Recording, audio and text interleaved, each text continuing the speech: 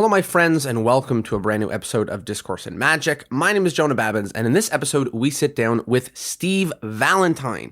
Steve Valentine is an amazing magician, actor, creative, thinker, two-time Magic Castle Lecturer of the Year, and all-around badass. He is an awesome magician. I got a chance to see him perform up at Magic Camp. I got a chance to see him perform with The Illusionist here in Toronto. He's a wicked entertainer, but he's also a great teacher and a great thinker in the world of magic. He's an actor, and he acted at a ton of things that I saw growing up, so it was very cool to connect all of the dots together. In this episode, he over-delivered, talking about identity, talking about journey, advice for magicians, advice for actors, for creatives, and so much more. It was a wonderful episode. I loved it, and I know you will too. Here it is, a wonderful episode with the one and only Steve Valentine.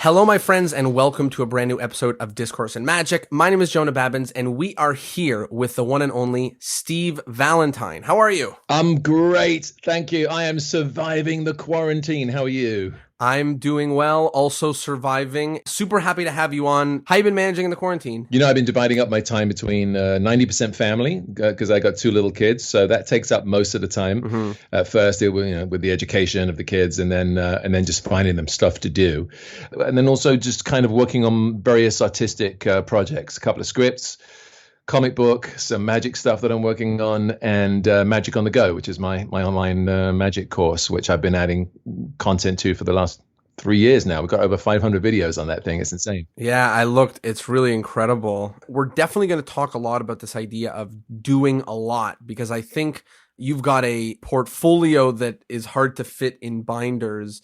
You need those office cabinets, to store it. So we'll talk about, how that came to be and everything. But let's start at the very beginning. How did you get into magic? How did magic find you? I had a classic story mixed with a weird story. The proverbial magic kit when I was 5 or 6 years old. And I remember seeing a kid at kindergarten do a trick where he made a knot disappear out of a rope. And I thought that was amazing. But my mom bought me this little box of magic tricks, came with a cloak and a little mustache that you glued on, and it was really cute. And she bought my sister the same time a science kit, and she bought my brother some toy soldiers. And now years later, and I pointed this out to her recently, I'm like, you do realize that I became a magician, and my sister is a world-renowned scientist, and my brother just retired from the army after 26 years. Oh my goodness. And so she bought us each these one things. And we talk about definitively defining what your kids are going to be in the future. It was pretty wild. Wow. But I tell you what I learned, which was like within a year or two, I was like, okay, I'm going to put on a magic show in my garage, and no one showed up. And I look back and I'm like, oh, that's because I didn't tell anybody I was going to put on the magic. I just kind of mentioned it to a few people. And then I remember saying to a friend of mine, will you let everyone know that I'm going to do a magic show at my house? Right. So, I learned a lot about promotion and publicity and marketing back then. Listen, that's kind of how people think social media works now. So those are some powerful lessons. It's a big lesson. About how marketing works. In a little bit of digging, I heard or I learned some background that was peculiar to me. So I learned about that you ran a nightclub in Yugoslavia. Is that right? Yeah, it was a crazy time. So it was it was 86. I've been back in town. I'd left home to go to Butlins, which is like a Catskills holiday camp thing for a year. And I got back in town to South End, and I was like, I don't want to be here. I saw this ad for entertainers needed in the newspaper. So I went to London to have a meeting, and they didn't want me to bring any props. They just wanted to sit and talk, which was a bit weird. And anyway, it turns out there's a company called Yugo Tours that was opening up these nightclubs for English-speaking tourists throughout Yugoslavia, and the former Yugoslavia was booming tourism-wise. So they were like, well, you get to run the club, you run the bar, you book the band, you do the DJing, you do 2 spots a night for 12 nights in a row. So that's 24 different spots, and you have 1 night off a week, and the rest of the time is yours. It was an adventure that is a coming of age, really, and being alone in a small little village called Bashkovoda in Split. I learned a lot about the different cultures. I fell in love every 2 weeks because the people came and the people went, and I had access. I was basically drunk for 2 years. I had to pull myself out of a kind of an alcoholic coma because I got to the point where I was drinking every day. I got to the point where my hands were shaking when I was doing close-up magic. And I was like, okay, this isn't good. That's what made me stop doing the drinking because I just couldn't palm a bloody card. And I remember getting my pocket picked, and I was more pissed off that the wallet they took was my Mollica wallet than the money that was inside the wallet, because there was a Mollica wallet, there was a couple of packet tricks, and it was an original Right. Mollica that Martin Brees sold. So I was really upset about that. But I took with me a giant box, a trunk of props, and just went on stage every night and tried different things out. And some things worked. I failed miserably. So help me understand, like, how do you go from magic kit with a mustache, putting on a show in my garage that nobody came to? I packed my bag, flew to just do magic, whatever, like kind of. Yeah, it's an interesting journey. In England, you can be all things. I think you can be a magician and an actor, which has always been the two passions of mine. And you can host a game show, go do Shakespeare, a television series, and do some nightclub stuff. And I was doing a lot of British working men club dates, which are kind of very rough nightclubs. And it's a real training ground. But there wasn't enough consistent work for me to really work on my craft as much as I wanted to. And I just had so much stuff I wanted to try out. And I collected, like we do as hobbyists. We collect props, we collect books. When this opportunity came up, I thought, well, I'll just dive in the deep end, because that's kind of something I do my entire life, is I'll jump in feet first. And what was the expression I heard the other day? I'll jump out of the airplane and I'll figure out how to build the parachute on the way down. That's kind of what I do. It's when I came to LA, when I came to Hollywood, it was all the same. I didn't know what I was doing. And I certainly didn't know what I was doing in Yugoslavia. They just liked the fact that they got a young kid who did magic. It was just a chance to go find a place to go be bad. And it didn't matter if I failed. Like I said, I failed miserably. There were times when it was really bad, but there were times when I hit it.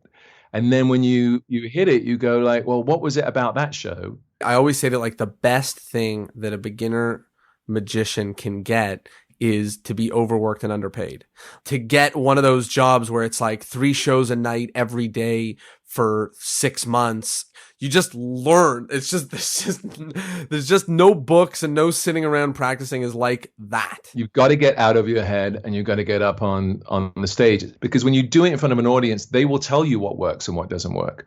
And you'll come up with stuff. I feel like we as performers, we get stuck in our heads.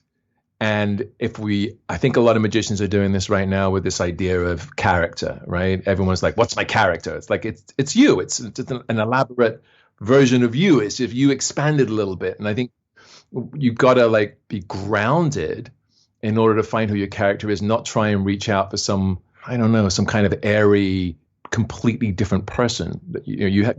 So the only way you're going to find that is to go out on stage and just keep trying stuff and see what comes through. It's funny you were talking about those kind of 2 different approaches to getting material tested and workable. And one is I'm going to script it and do the heavy lifting on my own and then show it to people and tweak and touch. And the other one is I'm just going to go show it to people, and that's how it's going to build the whole thing. And just for personal commentary, only because maybe people can hopefully benefit from this, is I feel like my magic journey has been learning which one of those really I am, and like, no matter how many times I personally beat my head against the wall of recording a video and myself talking, my magic builds in front of people. It took me a decade, to learn, but now I know that's how I do it. And for you, it might be scripting, and for him, it might be this. And I think it's the same for everyone else. You got to find out what works for you. But I also think it's different for every piece. There might be, for example, there's a coin trick, which is kind of a very fast handling of a stack of coins, the old stack of coins gimmick. I've had the gimmick forever. I didn't know how to get into it. For me, like, it's always the hook. How do I get into the trick? And then I'll know where I'm going. So the hook for that was simply listening to Percy Press, who's this old-time street performer. He was talking about how when he does the stack of coins, he was recording this in the 70s, and he was talking about when he did it in the 20s or 30s maybe. And he said, he borrows the coins, he borrows the matchbox, and then he picks up a cigarette stub from the ground. And so everything is apparently borrowed. And to me, it was you can't do that now. So now the hook is, we used to be able to borrow these items, but we can't anymore. I mean, this is a matchbox. Who has a matchbox with them? Who has $50? Who carries around $50? And so that becomes a slight hook into it. And then he also had this idea of, if you put the cigarette butt or the cherry pip on top of the stack of coins, the drawer of the matchbox does not cover the whole thing. It covers the coins, it covers the rock, but it doesn't cover both together. And those two bits to me gave me a way into the trick so that I could get into it. I never wrote that pattern down, but then other routines, especially if there's a lot of exposition, I think you need to write down what the structure is and then fill in the gaps. Say, well, I'm doing a lot of talking here. So is there a bit of business? Is there a flashy little visual? Is there a gag or something I can put here that will kind of alleviate all of that? And at what point do you stop doing bits of business in order to focus in on the magic? Because if you do business right up to the magic, if you're doing gags and business, you get to the magic part. You didn't build enough tension or anything like that. It doesn't make it. You've got to direct the audience to the moment the magic happens. So in I have a routine called Chocolate Box. I wanted to have a feature piece on my show that no one does. So I found this trick from like the 20s. No one does it. And I worked it up and I wrote the script for it. And I realized I wrote down all these gags, but as I got to the moment when the coin vanishes from inside a sealed box, it needed to be quiet so people can hear it rattling, and then suddenly it stops rattling and the coin is gone. And I only realized that when I started writing everything down, but that then became the magical moment. Even though in reality the coin is gone, the audience doesn't know that yet. They think it's still in the box. To them also, that's the moment when the magic happened and was using sound. So I think these are the things that you can learn as you structure and put a thing together. I was just going to say, like, all of this conversation of how to try out a piece, whether you're going in like really fresh or doing the work in advance. We didn't even talk about, okay, I've done it. Now let's go to the drawing board and look at it. And that's a whole completely different piece, which needs the pen and paper, the video, the everything. Yeah. When I was in Yugoslavia, I would read something once and then go on stage and do it. And that was, kind of the worst way of doing it and the best way of doing it, but it was literally like, for example, I took the Animan, back in the day, Animan published these Jinx programs, which basically were a series of, 7 or 8 tricks taken from the pages of the Jinx and routined into an act. And so I did all of them, and I tried all of those acts to see which one would work for me. His one-man mental routine, I remember doing. That's the complete antithesis of everything we're talking about right now. But I still learned a lot by getting up and just doing it. Well, it's such a big key. I want to pivot now a little bit and talk about acting and talk about movies and TV. How did that kind of make its way into your life? Well, I've always done both. So ever since I was a kid, I was part of a dancing school when I joined when I was 7. And then I was a kid actor as part of a theater company. So I've always done performing, and I did more magic because at the Christmas variety shows that we would do, I would get extra time on stage. That's when I put an act together. One always informs the other, I think. We hear it all the time. They say, a magician should take an acting class. That's important. It doesn't mean that you have to become an actor when you're performing, but a little bit of stagecraft, a little bit of how to project your voice, how to make your voice strong so you don't lose it. If you're doing a run, like you were talking about, 3 shows a night, like say a week at the castle, you should have some technique, vocal technique, so you don't lose your voice, right? And just being a stage presence and being aware. To me, it's all part of the same art form of entertainment. When I came over to LA in 89, I had to make a decision between being an actor and a magician. And it took me almost 10 years to decide to quit magic for a while. Because it was getting in the way of the acting. We'd go to auditions and there'd be casting directors or producers that would see me and they saw me at the castle and not take me seriously as an actor. So I had to kind of put the magic aside for a while, which was difficult. Once I established myself as an actor, I found was really interesting was that the magic started coming back into my life again. I got offered the role on House, which was a magician. I say offered. I went to audition for it. So basically, here's what happened. So they asked me to audition for the role of the magician. And I was like, I just got off a Crossing Jordan. I'm like, I'm not auditioning. They can offer me the part. And they were like, well, they want to make sure you do magic. And nobody's seen you do magic, which is true. And I thought, well, it's House. It's Hugh Laurie, who I love. All right, fine, I'll go. And so I put a couple of tricks in my pocket and I go down to the audition. And there's all these magicians there that are auditioning for the part, but they've all brought the entire acts, tables and props and whatever. And I thought, well, this is about the character, not necessarily as much about the magic, right? When I went in, I said, I'll do some magic tricks after.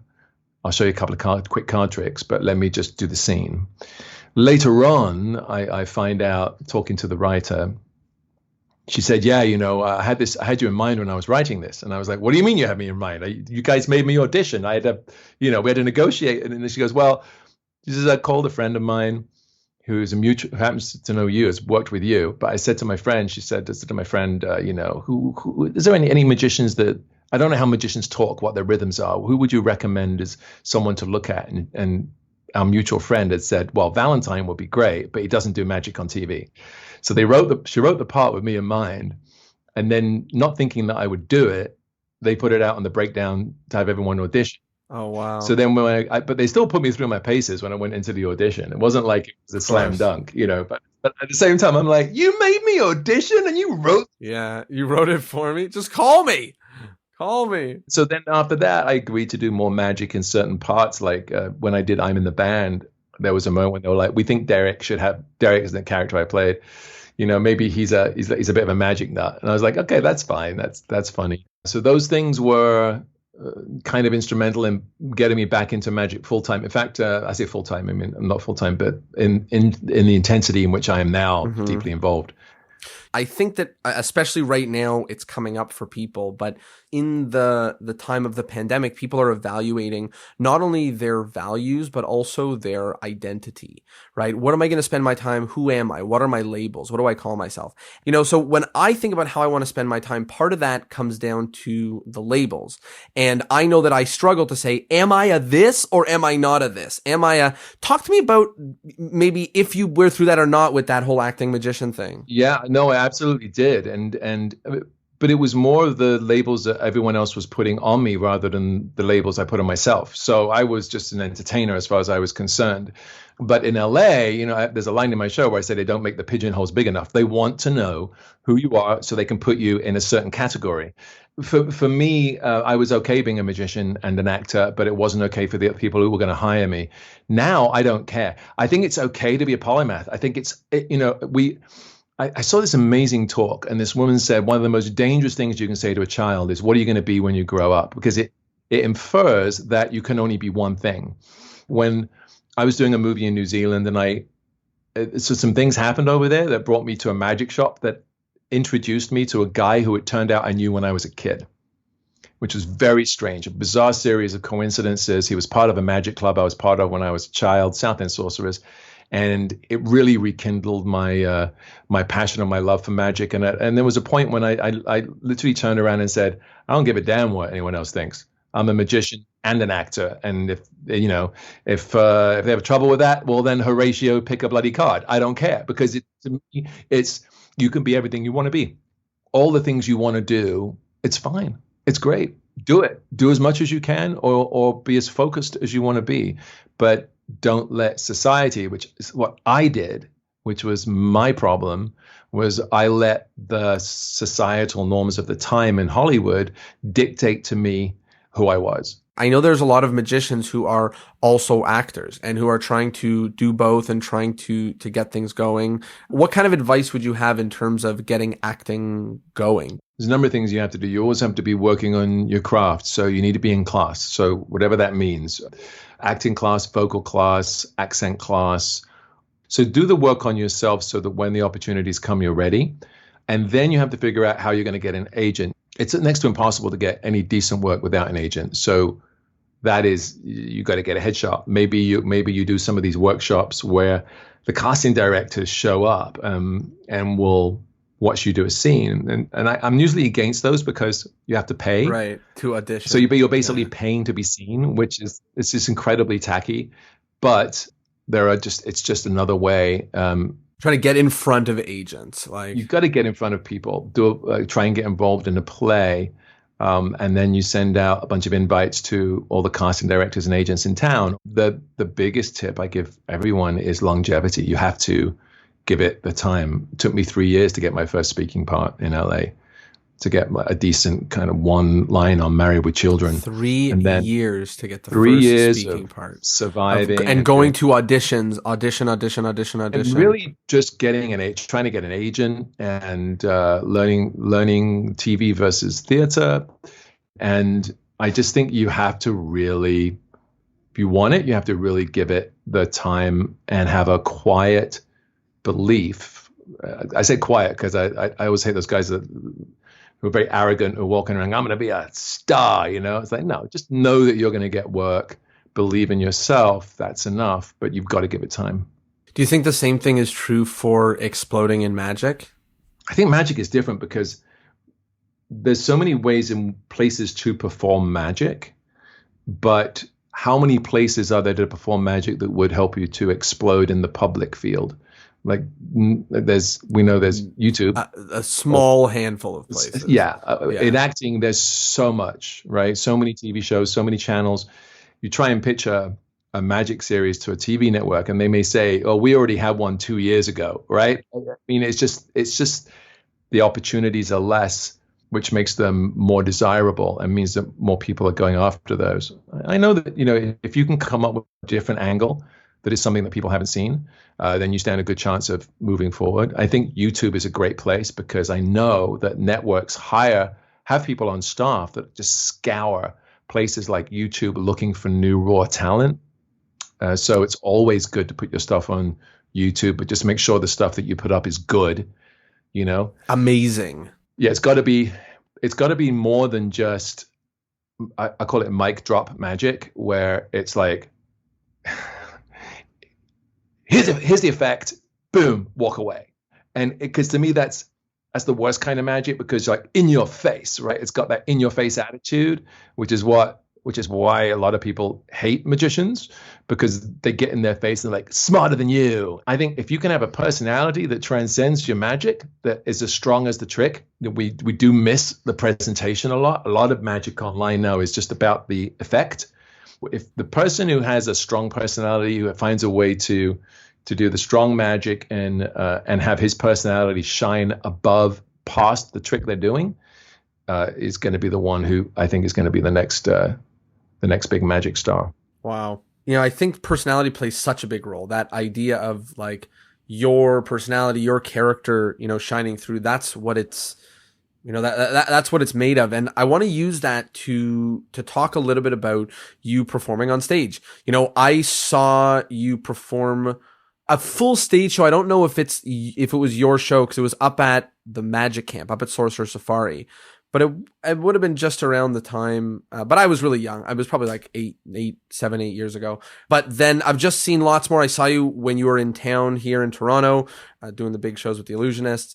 And I just was blown away by the energy and the excitement and everything on stage. And is there any kind of advice you have for magicians, especially speaking magicians, that are on stage, about how to get it going, how to get people excited? Because I know for me in close up, it's really easy. The energy is really easy to get moving and excited and up and down. It's a whole and other on stage, beast. It's very hard to get people moving together. When I was young, when I was a teenager, 12 or 13, I was doing a silent act.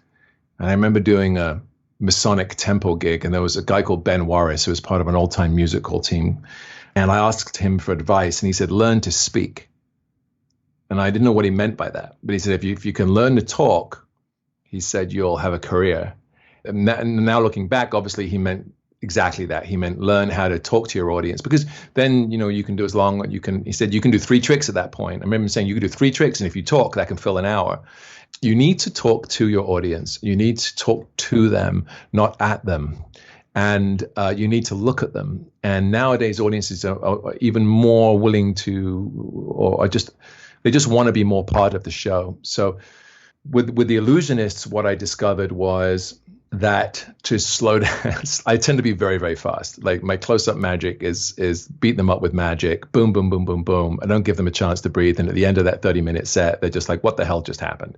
Like a comedian who's always like knocking out one-liners. Because that way I know that they'll come back and see me, and they won't even remember necessarily most of what I did, but they'll just remember they had a great time. But with an audience that's on stage, you need to connect with them. So a few things I do. One is this is an interesting exercise, but right before you go on stage, you imagine you're already on stage. So you send energy out from yourself. You just imagine sending out this energy and connecting with everybody who's already out there. And what's interesting about that is just in doing that exercise, it kind of gets rid of a lot of your nerves, and you're already connected to the audience when you walk out.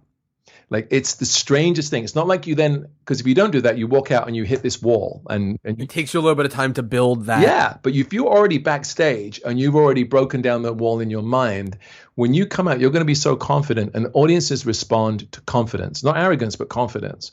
And then the other thing is threads. And Matt, you're just picking up all these threads of interest from the audience and you're holding them in your hand and you can't let go because then you will lose them. So in your mind, you can imagine you've got all these threads. You need to incorporate, you need to look around at everybody, but you need to talk to them like they're your friends.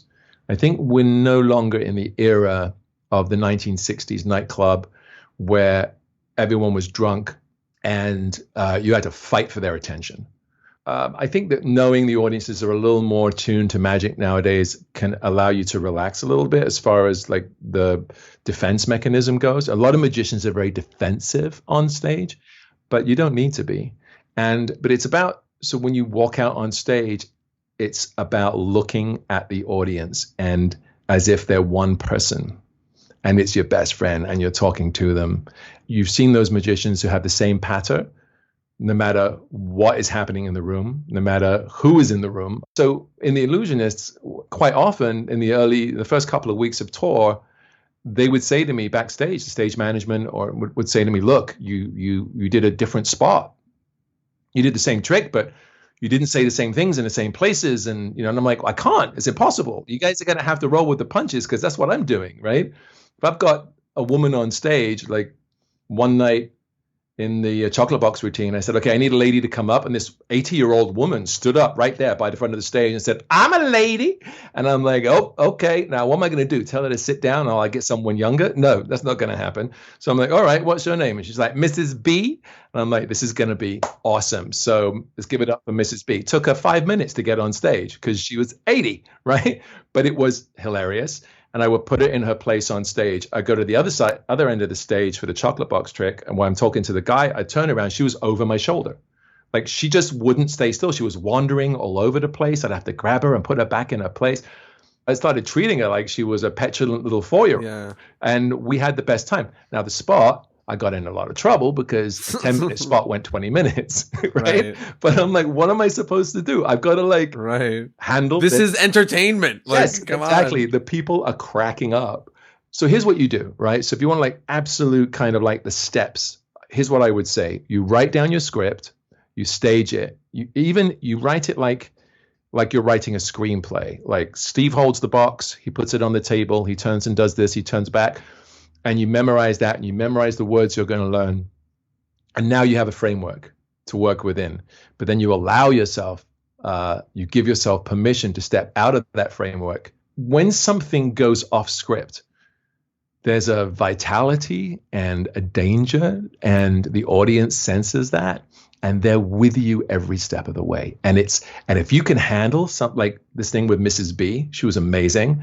The audience loved it. And also, I think they respected the fact that I didn't make fun of her or get angry. Like I handled the situation professionally and everybody had a good time.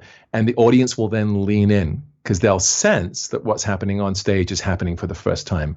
The thing that bores an audience is when they feel like they may as well be watching a video of you doing the act because you're not doing it, you're doing it at them. That's amazing, amazing advice to internalize. And I think that a lot of that stuff, you're very lucky to have spent a lot of time in the world of acting, because I think in magic, one thing that shows up in acting is a lot of these exercises, mental exercises, a lot of these, words that are kind of weird, that don't make sense. This idea of giving our energy to the audience and envisioning threads of it. And obviously that stuff exists a little bit in magic, but it half of the battle is an internal game because they see how you feel. So it is a battle with yourself and with your mind. And I think that that's a real win that comes out of acting training, is the knowledge of how much of how they like me takes place in here and not out there. I wanted to talk about more specifically, card magic on stage,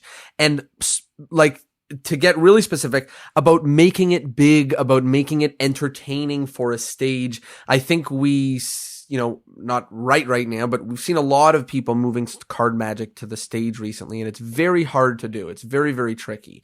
So what's some wisdom for magicians trying to do that? So, I mean, we're in a world now where cameras and this is what I discovered with the illusionists, right? So I ended up doing a lot of small magic on that tour.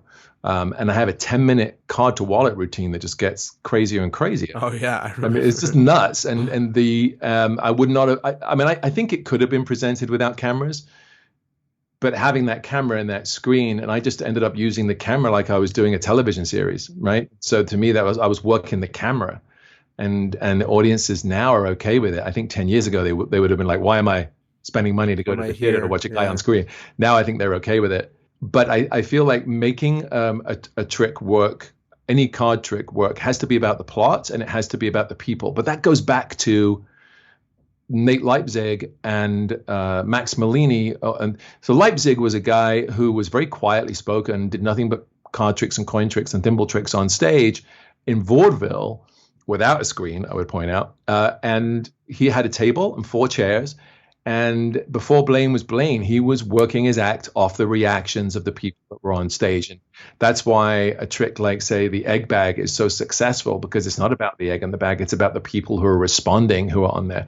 So to make any card magic work on stage, you have to make sure you absolutely include spectators. So for my card to pocket routine, which is I mean, it's like a 13-minute monstrosity now, but it started off as a simple sleight of hand piece. I have 2 people on stage for 90% of it, holding my wrists, checking my pockets. Like, I want them to react. I want them to shake their heads. I want them to say, no way. I want to get in their face so that the audience will react through them. That's the way that you make card magic. I remember a very distinct moment. I remember the illusionists because it was like maybe, 6 months ago or something. But I remember a distinct moment like a decade ago at Magic Camp when you were on stage and you were doing an ambitious card routine, but there was the energy and the escalation was so high that you did this, like, maybe you showed the wrong card and you put it in, and I think she like grabbed your hand or grabbed your wrist or something to go like, oh, that wasn't the card, oh, that wasn't, and then, oh yes it was, but I just remember like this electricity on stage, going on around this card trick and this excitement where, like, it's just very challenging to bring that kind of card magic energy to a stage. It is, but you can manipulate an audience into reacting in that way. So like the Conus Aces, right? The Conus Aces is a trick that goes back to maybe 1700s. I know 1800s for sure. And it's a trick where you put the 4 aces on the table and you have a spectator put their hand on the aces and you tell them you're going to make the aces disappear from under their hand. And every time you put the aces down, you quite obviously do a switch or a secret cut. And you're always messing with the spectator where they are like, those aren't the aces, right? You want someone to keep challenging you until they get to the point where they're like, yeah, they're definitely the aces. And that's the moment when they're not the aces. So you flash or you do a fast move, and it's the best way to learn that trick. To learn that trick is the best way to learn how to manipulate an audience, because then you can apply those kind of psychological technique, very, very kind of basic psychological techniques to the audience, to other tricks, so that you can take them down the garden path. So, for example, in the card stab, say a single card stab, back in the day, I used to do a 1 card stab, and I would close one of my acts with it in Yugoslavia. And what it was just a short card, force a short card, have it signed, shuffle back into the deck, blindfolded. I would put it up and then spread the cards out and stab it. Do the thing where you grab the table, you shake off all the other cards, and you've just got the knife sticking the 1 card into the table. Very simple, very strong enough where I could close an act. But one day, I hear the audience giggle, and I take the deck back. And as I cut it a couple of times, because the short card was missing, I realized the guy hadn't put it back in the deck. Right. And the audience was like, well, they weren't going to tell me, So I riffled it again, and I just said, oh, wait, there's 51 cards. You need to put the card back. And the response to that went through the roof. The audience they were like, this guy, you can't get him, right? But after that show, I was like, how do I get them to not put it back so I can get that moment every night? Yeah. And because that moment transcended the trick. So because it was drama and it was plot. So what I would say was, and it was just to touch on what you said earlier. It's that thing that make people say this is happening live right here, right now. Yeah, lean in. You want your audience to lean in. So I said to so what I realized what it was I would get the person up. I would pick somebody who was a bit of a douche on purpose. I would have him sign the card. I would put the deck in one hand and give him the card in the other hand. And I'd say, hold on, blindfold myself, turn my back. And I would say, now put the card anywhere you want, then shuffle the deck. And you don't say in the deck. You don't, Yeah, I just gave the guy an excuse. And 9 times out of 10, he'd put it in his pocket and shuffle the deck. And later on, he'd say, well, you said put it anywhere I want. It just worked almost every single time. And it gave me that moment where I didn't even have to riffle the cards. He could drop them on my hand. I'm like, whoop, that feels like 51. You got to put it back, right? And if he did, he would say, no, we just move on. But most of the time, he right. Nobody even would know what it meant, like if he did. So that then creates a moment of energy, like the ambitious card thing you're talking about, where she's like, no, it didn't. In fact, probably what you're talking about was probably the bonus. It probably is. I'm probably misremembering. Bonus aces because that probably is what it is. Yeah, and that's just once you learn to do that, once you learn to create. Okay, so I'm doing a thing for Magic on the Go right now, which I do these big deep dive teach-ins where like I'll go into a trick and I'll, like I did with Card to Pocket, where I ended up with 100 videos on the subject, right? So in this case, I'm doing something on Egg Bag, which is a trick, which is a classic, which they talked about in the early 1900s as being an old, boring old trick. And there's three people in the early 1900s who were famous for their egg bag routines: Arnold de Beer, Horace Golden, and Albini. And Albini was the guy who kind of really put together the challenge, hold my wrist, and still it appears back in the bag, sucker explanation routine. It was really Albini's creation. And he taught it to de Beer and Golden. And Golden was this big illusionist who didn't speak, who was one of the biggest, the wealthy, earned the most money in vaudeville, more than Houdini. Like, this guy was hugely successful, and yet in reviews of his show, they would often say that the highlight of the show was the egg bag. Here's a guy who's sawing a woman in half and levitations and doing all these incredible illusions, and it was the egg bag. Why? Because he made sure that he made it a challenge when he got 2 guys up on stage. There were certain things that he did. Now, no one's ever written the full beat by beat routine that he did, but I've managed to piece it together from writings I've been researching and kind of get an idea of how he built into the routine. And it was just this idea of like almost shoving somebody's head into the bag, and having a guy. And I actually think that one of the guys was a stooge that was set up to do certain things that he could then rise above, and the other person wasn't. And so you have someone who understands the drama of egg bag, and it's not about the egg in the bag. It's about him, the drama, the wrists being held, it fills the stage, and yet there's no way the expressions on these people's faces when they reach in and pull the egg out themselves.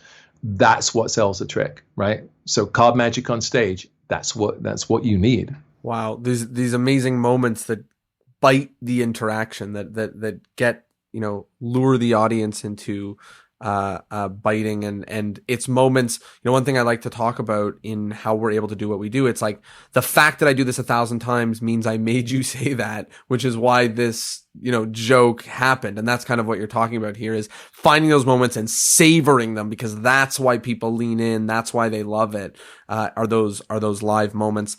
I want to change a little bit and talk about teaching magic and sharing magic. Not only do you have this incredible Magic on the Go resource, but also you are a 2-time winner of the Magic Castle Lecturer.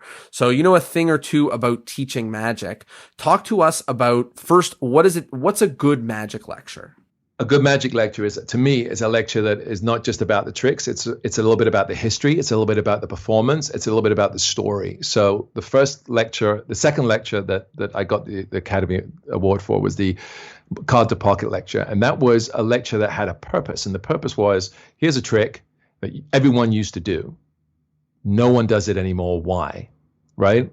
Everyone used to do this trick. It was in everyone's review of everyone's act. And so what is it about this trick? And I discovered it was difficult. People, and the last 3 cards of a 10 Card to Pocket routine are one of the hardest things to do Right. In magic. I think Erdnase says at some point that it takes unflinching audacity in order to do this trick, which is what you need. So for me, it was how do you solve the problem of the last three cards? And then in looking at the history of the trick, I was able to discover the variations of how people have addressed it, and then come up with my own versions of it. So for me, there was this wonderful history, things that have been written about the trick and about how it should be done. To me, that's what. So when you teach, I feel like you want it like it's a performance as opposed to just doing trick after trick after trick. I actually hate doing a lecture when it's just trick, trick, trick, because I feel like a stripper who is forever taking their clothes off and then having to put them back on. And it's that embarrassing moment while they're putting the clothes back on that it's just like there's nothing sexy about that. So it's the same with magic. It's like you do a trick, you perform it, you talk about the method, and then you say any questions, and everyone just kind of sits there staring at you. And it just feels very, blah to me. So for me, like a really good lecture is one that has a purpose and a theme and takes the audience as much on a ride as you would. It's got to be like an act, really. And if anything, try and connect your threads as you're going through. So you're hurtling towards, say, the final trick, which incorporates bits of everything else that you've taught. I think that's a great thing too. And I think one thing that's really clear is that it's not just like, here's a bunch of tricks I know. It's putting it together like you put together a show, like you put together, like you have to build, there's many pieces to it. It's not just, what is it that you're trying to impart? So what is it? Is it, here's how I piece together a show. Here's my beginning, middle, and end. You could take any trick, but here's how I structure something. Or is it a series about card magic? Is like, these are the challenges I have as a card magician. I can't do this, so maybe I can't palm a card. So now you do a lecture of there's got to be a clear message of what the lecture is about. Yes, right. I think that's the key. And the great thing about, and this is one of the things I learned having done over 500 videos now, is you will, in teaching, whenever you teach a trick, you have to psychologically break it down and teach it and figure out how to teach it. Right. And in doing so, two things will happen. One is you will understand the trick better yourself, more than you ever thought before you were going to teach it. And two, all these amazing ideas will come. The subconscious, because you're teaching the trick and you're not trying to come up with something, the subconscious is free to come up, throw ideas out at you. So some of my best ideas have come to me while I've been literally filming the teach-in for the trick. Right. And then something will pop into my head and I'll be like, oh, here's an idea. You could do it like this. Right. That's great. That's even better than the original trick I was going to teach you. So, there's kind of a selfishness for me to it as well, in that I'll look at a trick and I'm like, so for the egg bag, like I really want to rip that trick apart, break it down, piece it back together, and come out with something that's fresh and different. One of the things I discovered was there's a piece that Mellini did in Egg Bag that no one talks about. Ganson mentioned it briefly in the Mellini book, but it wasn't at all addressed in any of the descriptions of how to do his routine. And it's a moment where he's walking around the audience and he has one person reaches in the bag and they feel the egg. Next person reaches in the bag and there's no egg. Somebody else reaches in the bag and there's an egg. Someone else reaches in and there's no egg. And you split it between the women would always feel the egg and the men would never feel the egg. And so it became this thing again, men versus women. It's like, okay, ladies, you can feel the egg. And so, sir, would you reach in there and feel the egg? You can see, like, to me I can see the drama in that situation. And I can see just having two people on stage and having the guy on the left feels the egg and the guy on the right doesn't. I'm like, you sure? But then the guy on the right feels the egg and then the guy on the left doesn't. It's like, you guys messing with me? What's going on? So there's this wonderful drama in that. And so now it's been about trying to find the best method to do that. Now, Eddie Joseph, who was this old magician from the 50s and 60s, who created a lot of great stuff. I found an egg bag routine of his in an old magazine called The Magic Magazine. Not Stan Allen's, but previous to that. And he actually has a way of doing that moment. It's the only person I've ever seen address that bit. It's exciting to read that thing and go like, oh, here's something that no one does. How can I create this and build on top of it? And none of that would have happened if I hadn't decided to sit down and try and understand Egg Bag and teach Egg Bag and research it. Wow. That's amazing. And I think that's a lot of insight, both from magicians who are going to watch lectures, which many of us do, but also I know so many magicians want to lecture and want to share their magic and want it to be very powerful. Talk to us a little bit about what is Magic on the Go. I know it's been going on for a while now. You've spoken a little bit about us. Tell us about Magic on the Go. So it was 2017. I had all this stuff that I already filmed first, the Cards to Pocket, which was 120 videos, and then Cloth, which was a 3 DVD set on Card Through the Handkerchief, and then a Magic Castle lecture, and I had all these videos. And friends of mine at the castle were like, this subscription service thing is starting to take off, because I would always have something new to show everyone. And they were like, what are you going to do with that? And I would be like, well, I can't really sell it as a trick, and I don't like putting out DVDs and having to package them and all the rest of it. So the idea of having an online portal where if I come up with something that's a simple move or a long routine, I've got somewhere to put it immediately. And I love. You could just say, it all lives there. This is where it lives. So I stopped putting out DVDs, and so and I've been slowly in the last a few years, kind of gradually putting everything online. Booked is about to go up there, which is my book test, and then 3, which is my 3-card Monty routine, that's going to go on there as well. It was 90% of the C2P Card to Pocket stuff, and then I record whenever I can. I'll record material and put it up. And for me, it's about the content. It's about the quality of the tricks. So for Magic on the Go, there's so much out there, right? There's so many books. There's so much to read. It's like you can get overwhelmed. So what I do is, the idea is that I've gone through these books for you, and I've taken the best of, like, things that I'm afraid will get lost in the history of magic, the real secrets, which we are losing because of the proliferation of one-trick DVDs, because that seems to be where everyone's focus is. We really are losing all these incredible magic secrets. The problem with the old magic books in the early 1900s was they never really described the proper way of doing a move, right? It was put it in the hand. Take the card off from the bottom of the deck. Yeah. Or like put it in the left hand, but actually keep it in the right. Well, how?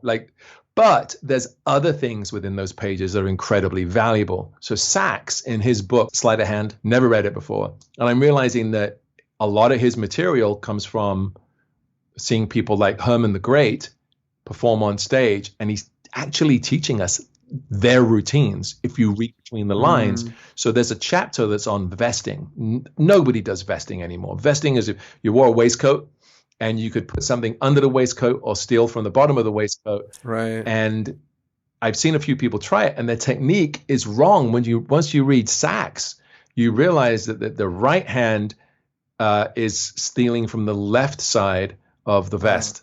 It's not from the same side. That way, that when you turn to put something on the table, your elbow doesn't give it away. And these are like the little things that you find that you're like, wow, this is amazing. Like, this needs to be taught. There's the proper way of doing the fishbowl production, which Tarbell wrote up in an article in Sphinx. Everyone does it where they put the cloth over the arms and they reach under the jacket and with the same hand. And that's not the correct technique.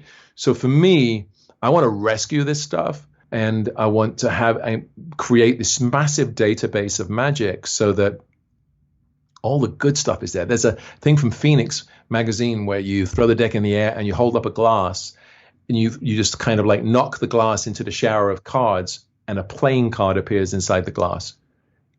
And I have never seen anyone do it. And it's a back palm, and there's a way of unloading it from the back palm into the glass that's held upright, where it just appears to drop out of nowhere. It's gorgeous, right? There's no gimmicks. You could do it anywhere as long as you don't have somebody behind you. But like, who knows that, right? So now I'll take that and then I'll add something to it and create a sequence. So that's basically the goal. And I want to be able to, wherever people are in the world, if they've, they need to remind themselves how a sequence goes. If they just want to get lost in a trick, I'll have these big teachings like on Cards Across or diminishing cards or stuff like that. I also want to create this massive database that's easily accessible. I mean, with DVDs now, right? You can't do DVDs anymore. It's like you got to take it out of the box, you got to put it in the machine, you got to find the DVD. Hopefully it's going to work all the way through. But now you've got like, I don't know how many hours of content on Magic on the Go already that is instantly accessible on your phone or your iPad or whatever. So Well, listen, I'll say one amazing thing is it's quite clear how much research you do and how deep you dive, and certainly you've got some wicked effects that you actually do, and pretty cheap and reasonably priced way to go and learn them in outrageously great detail. So thank you for making that, and especially now in the world of a quarantine, I think it's a lovely gift. How do you juggle it all? We were joking a little bit earlier about the cabinet of a portfolio that you have, from TV to movies to voice acting to magic.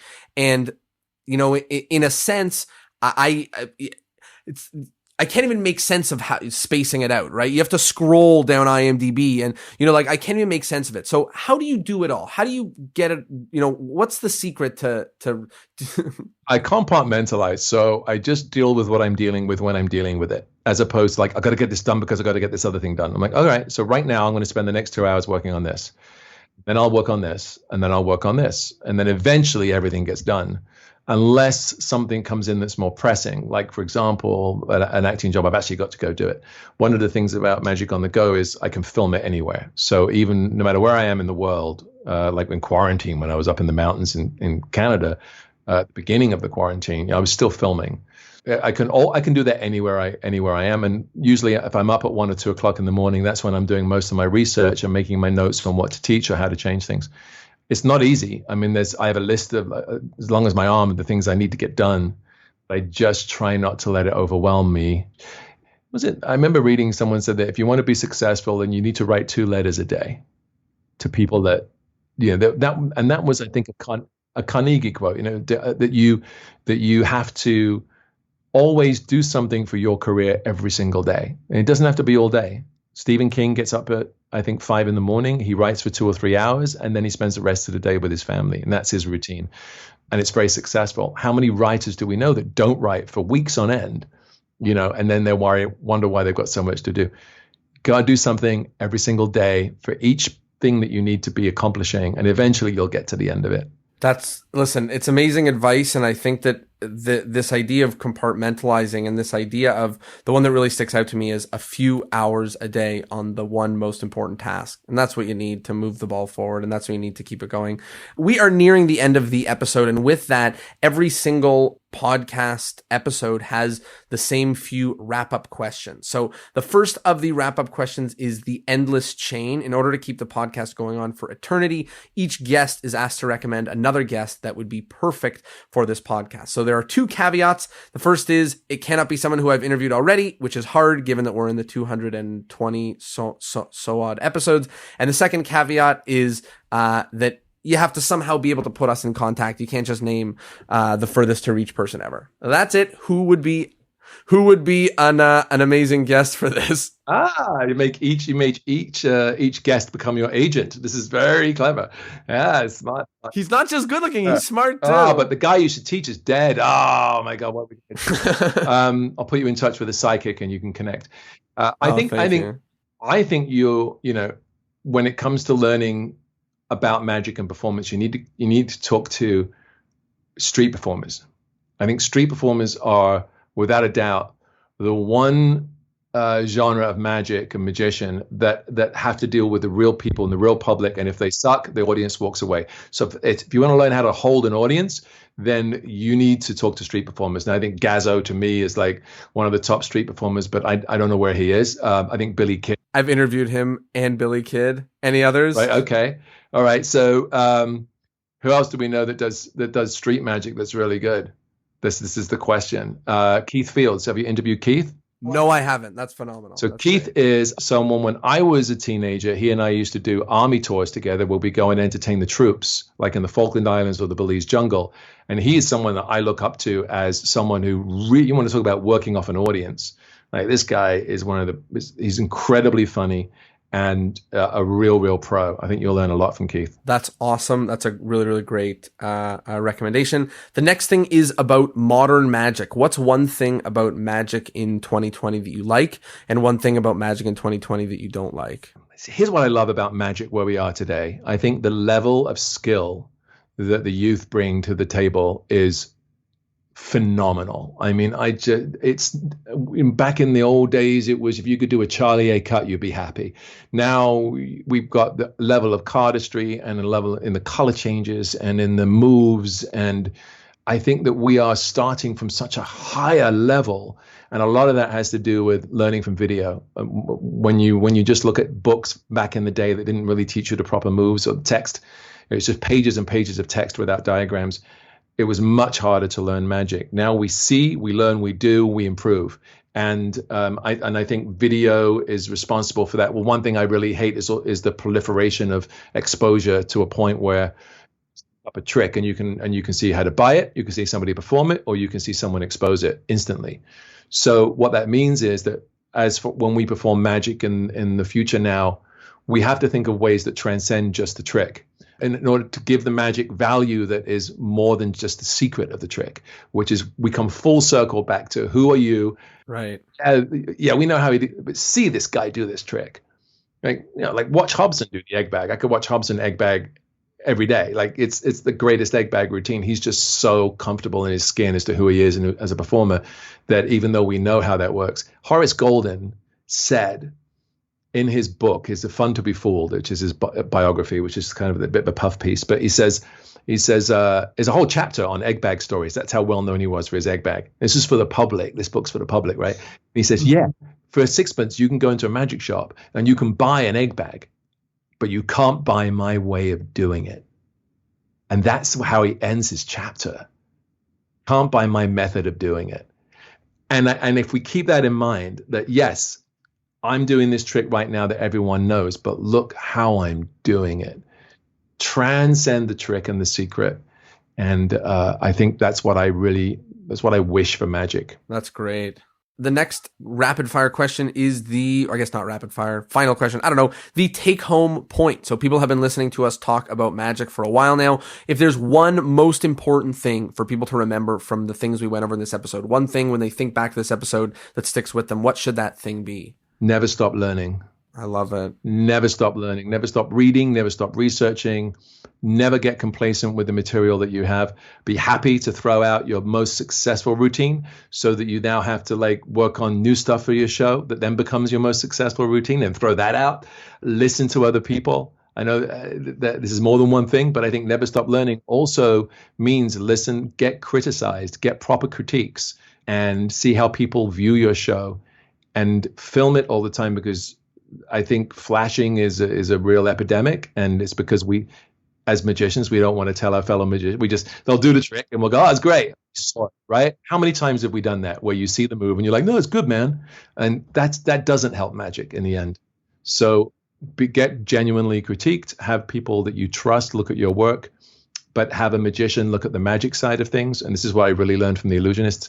You need someone who's magically qualified to critique the act magically, but you also need someone who's theatrically qualified to look at how it is as a performance. And don't be afraid of the truth. Yeah, that's phenomenal. And both that idea of learning, but also learning from getting actual critique, honest critique, and what you just said about the truth is where it lives, is getting the people in your life, in your team, on your projects that will be honest with you about the way things look and the way they are, is a real key to growth. I feel like we're in the world that is a world about deception. But the one person who should never be deceived is the magician. We want to deceive the public, not ourselves. Wow, that's oh man, that's the take home point. That one's getting tattooed on my ass cheek. Okay, the last thing before we go is plugs. Where can people follow you, and where can people find your magic on the go, everything? Magic on the Go is at magiconthego.com, and you can find me at stevevalentine.com, stevevalentinelive.com, and on Instagram at Steve Valentine, Twitter at Steve Valentine. I was lucky enough to get at Steve Valentine because I was right there when Twitter started, because I'm old. You see? I remember when I was shooting Wizards of Waverly Place when Twitter started. Do you know that sentence is a sentence that sounds like, that sounds like a sentence that's like, settle down, Nana. Okay, relax, Nana. Kids of today, they don't believe you.